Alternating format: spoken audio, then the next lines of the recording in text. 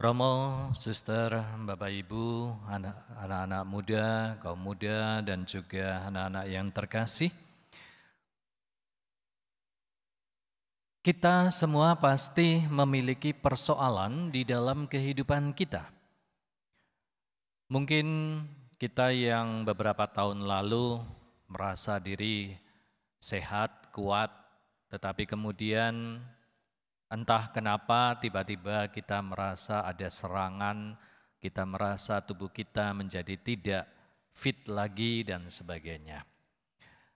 Atau juga kita bisa mengalami persoalan di dalam relasi-relasi kita di dalam keluarga. Antara orang tua dengan anak, antara suami dengan istri, yang dulu awalnya baik-baik, sekarang lebih mudah tersinggung dan sebagainya. Bisa juga ada persoalan-persoalan ketika kita kesulitan dengan pekerjaan, mata pencaharian, atau relasi kita di tempat kerja, atau juga muncul persoalan-persoalan ekonomi dan sebagainya. Saya sendiri baru 6 bulan di paroki Santo Arnoldus Jansen Bekasi. Dulu 5 tahun lalu bersama-sama masuk di Keuskupan Jakarta dengan Romo Devanto. Saya dulu di Pademangan tapi kemudian baru pindah ke Bekasi. Dan tentu saja ada berbagai macam persoalan karena sebuah lonjakan. Dulu di Pademangan umatnya cuma sekitar 7 ribuan, sekarang umatnya sampai 27 ribu ya, jadi berkali-kali lipat. Itulah sebabnya sudah ada rencana untuk dimekarkan paroki ini, maka sudah mulai dengan proses pembangunan gereja untuk stasi yang ya diharapkan nanti memang akan menjadi paroki tersendiri. Saudara-saudariku yang dikasihi Tuhan, kalau kita mengalami berbagai macam persoalan di dalam hidup, apa yang harus kita lakukan? Injil Yohanes hari ini menggambarkan, menceritakan pengalaman-pengalaman manusiawi kita bahwa ada sebuah pesta perkawinan dan di situ Bunda Maria, Yesus dan juga para murid diundang dalam pesta itu. Orang yang berpesta pasti ingin agar tamu-tamunya itu bisa merasakan sukacita. Oleh karena itu jamuan pesta juga harus bisa memuaskan, ya. Menjadi sesuatu yang memalukan kalau kita mengundang atau mengadakan pesta, mengundang banyak orang, sementara jamuan kita tidak memuaskan. Ya. Dan pada saat itu tuan pesta mulai kehabisan anggur. Kita tahu bahwa kalau belum minum anggur pada zaman itu belum pesta. Ya. Jadi ada beberapa kebudayaan juga, kalau belum minum berarti itu belum pesta. Nah disinilah kita melihat ada peranan Bunda Maria. Bunda Maria sebagai sosok tamu, tetapi dia punya kepedulian yang luar biasa. Dia tahu kesulitan dari tuan pesta. Oleh karena itu, karena kepekaan Bunda Maria ini, maka Bunda Maria menyampaikan itu kepada Yesus putranya. Dan Bunda Maria sampaikan kepada para pelayan untuk mengikuti apa yang disampaikan oleh Yesus.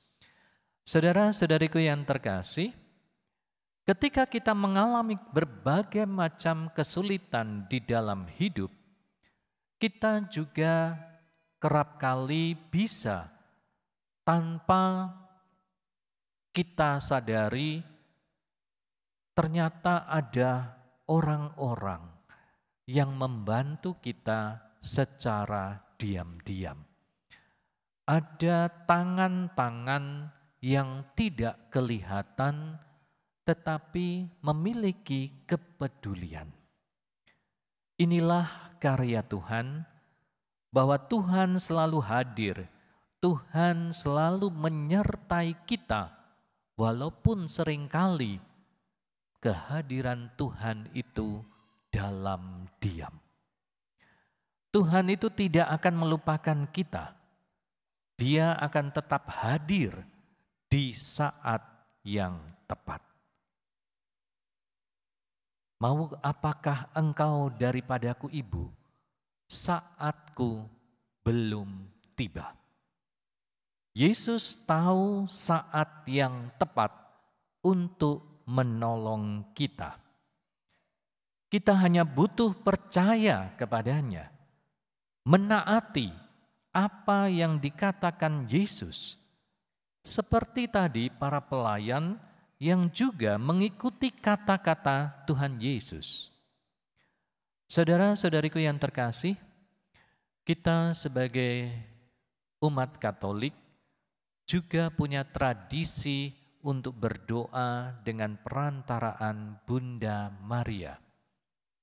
Seperti paroki ini juga menggunakan nama Bunda Maria, Maria Kusuma Karmel. Dan kita juga sering berdoa, berdevosi kepada Bunda Maria. Kita berdoa rosario, kita berdoa malaikat Tuhan, dan juga devosi-devosi yang lain. Karena gereja juga percaya bahwa melalui Bunda Maria sebagai perantara, maka Bunda Maria juga akan menyampaikan segala permohonan-permohonan kita kepada Yesus Putranya. Bunda Maria adalah sosok seorang ibu yang tentu saja memiliki kepekaan terhadap kebutuhan-kebutuhan kita umat manusia. Bunda Maria juga tahu apa yang menjadi kerinduan hati kita. Oleh karena itu jangan pernah ragu dalam berdoa dengan perantaraan Bunda Maria. Walaupun mungkin apa yang kita lakukan sering disalahpahami, kita dianggap menyembah Bunda Maria. Tetapi kita tahu suasana batin kita. Bunda Maria adalah perantara yang akan menyampaikan, yang akan membantu kita menyampaikan permohonan-permohonan kita kepada Yesus Putranya. Bunda Maria sangat kenal Tuhan Yesus. Maka saudara-saudariku yang dikasihi Tuhan, memang Tuhan Yesus seringkali bekerja secara tidak kelihatan. Tuhan Yesus bisa membuat segala sesuatu indah pada waktunya. Oleh karena itu yakinlah ketika kita mau datang kepada Tuhan Yesus, satu persatu dari kesulitan-kesulitan kita akan dibantu dan diselesaikan. Karena Dia adalah Tuhan kita. Yesus bukan hanya sekedar manusia, Dia sungguh-sungguh Tuhan. Oleh karena itu saudara-saudari, biarkan diri kita pada hari ini diubah oleh Yesus dari air menjadi anggur. Dari kehidupan kita yang mungkin penuh dengan rasa pesimis, kita merasa kita tidak lagi berguna, kita merasa bahwa kesulitan kita sudah menumpuk dan sebagainya. Percayalah, Tuhan Yesus bisa mengubah itu. Air berubah menjadi anggur. Maka inilah keyakinan yang harus ada pada kita ketika kita datang kepada Tuhan Yesus. Oleh karena itu saudara-saudari, hanya melalui iman kita akan Yesus Kristus, kita akan selalu memiliki harapan-harapan yang baru, harapan-harapan untuk kehidupan kita yang lebih baik. Tuhan memberkati.